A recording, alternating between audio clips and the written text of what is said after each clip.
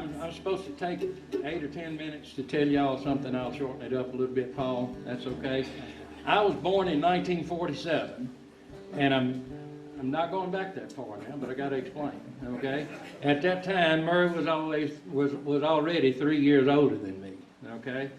And so I guess I've been looking up to him ever since then. Okay. Now, to get into how this thing came to be. And Murry can tell you a lot more about Mountain View, Arkansas than I can. I've been there a couple, 3 or 4 times. Murray's been there a couple of 30 or 40 times, okay?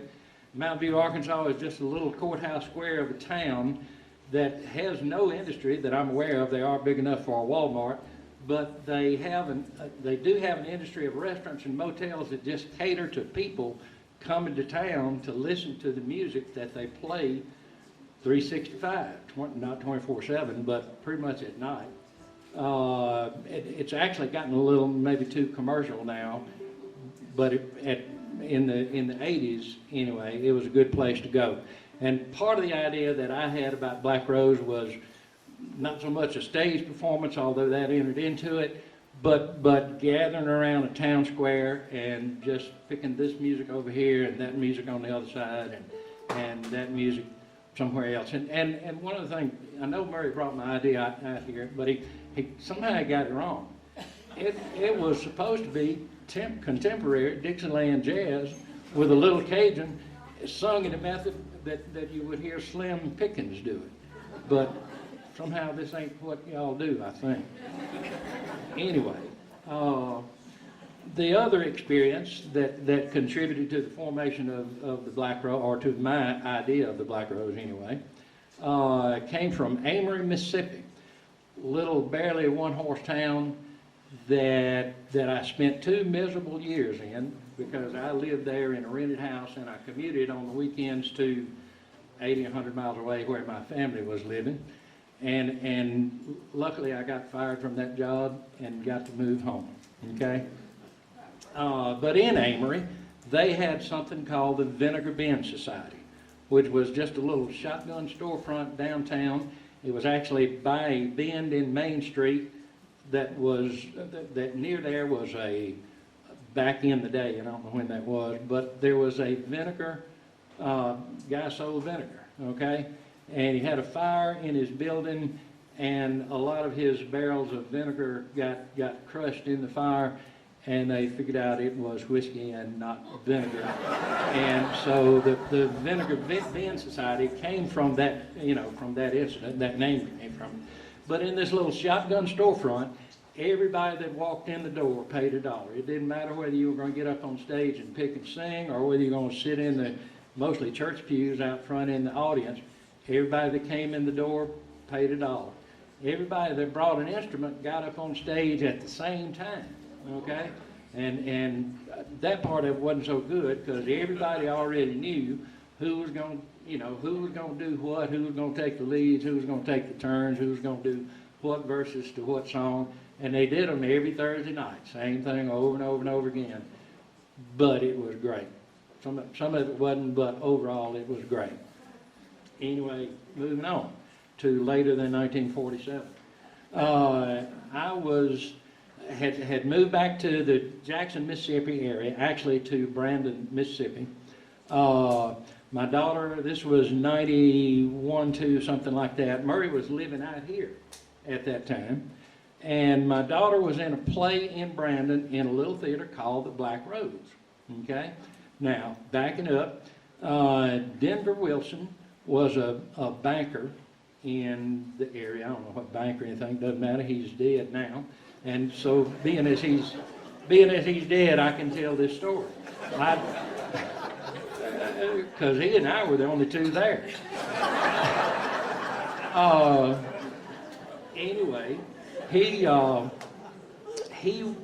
a banker and probably stole so much money that he created, after he retired, he created this thing called the Brandon Chamber of Commerce to just feel like he was giving something back.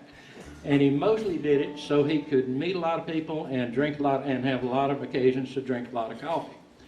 On one of the occasions that he met with an attorney whose name I do not know, they were discussing what they could do to enhance the community of Brandon, Mississippi. And they thought of a little theater. There was an old movie house there. They bought that. They renovated it. It was just a stage, seats on risers. Nice. Murray will tell you, most acoustic plays you've ever seen in your life. Okay. The attorney, again, name I don't know, who is responsible for the name Black Rose, had seen a play at some point in Washington, D.C. Name of the play, Black Rose. The story of the play had to do with let me get this right, a man, a writer, who was poisoned by his wife for probably infidelities, okay? But she did it by poisoning his inkwell with the oils from Black Rose, okay? And his habit when he was writing, I guess this is before laptops and emails and digital and all this stuff. Anyway, when he was writing, he would dip the quill in the inkwell and touch it to his tongue. And he did that a little too much, and he died as a result. So that is the source of the name is the attorney, whose name I don't know. The story behind the name is the play called Black Rose. Anyway, my daughter was in a play. My wife and I went to see it. During the play, I commented to Gwen, just literally whispered, leaned to her and whispered, "Hey, this place is nice. It's a lot better facility than that shotgun storefront in Amory," okay? And who I had never met before, Denver Wilson, was sitting behind me, and he heard my comment to Gwen. And this play, this building, they put on 5 plays a year. They put them on 2 weekends a year. So the building was going unused for whatever the math would be, 42 weekends a year. And so I guess Denver wasn't getting enough return on his investment of having bought and renovated the building. So he tapped me on the shoulder and asked me to meet him outside at intermission. I did. We met a couple of times after that. We put a few ads in the paper, just, attracting bluegrass country and gospel singers, pickers, and we had a meeting one night. I had about 40 people discuss the plan for about 10 minutes, and then, lo and behold, we broke out on the streets of Brandon and had a picnic, because everybody, all 40 of the people that showed up, had brought their, whatever they brought, banjos, guitars, fiddles, basses, everything else. So we played for about an hour and a half out on the streets after we had a 10-minute organizational meeting.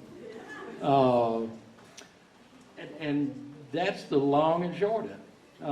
We played for about 2 years, by which time I was employed again, and it got to be, what you'll find, and I guarantee all these folks will tell you, what you'll find is the more you do, the more folks will let you do, and so you need a lot of help. And so I say that to say this, all the help y'all can be. How much was it cost to get in here? Did y'all go up from $1? Well, it was $1 when we started. Okay. It's probably worth it. It is probably worth it. Anyway, that's 2 problems you got. It's not contemporary Dixieland, and you charge more than $1. Other than that, you're doing okay. And I took his idea, and his was Black Rose Music Society. Yep. I brought it out here, and I changed it to Black Rose Acoustic, because I cannot stand an electric guitar. As far as I'm concerned, electric guitars have ruined music.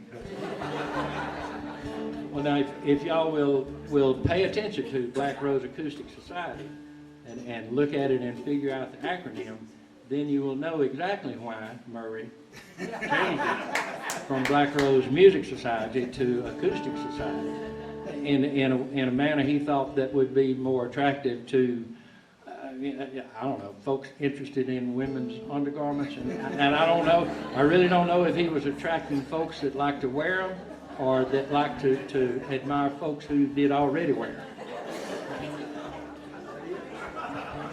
And that's the rest of the story. That's the story of the Black Rose.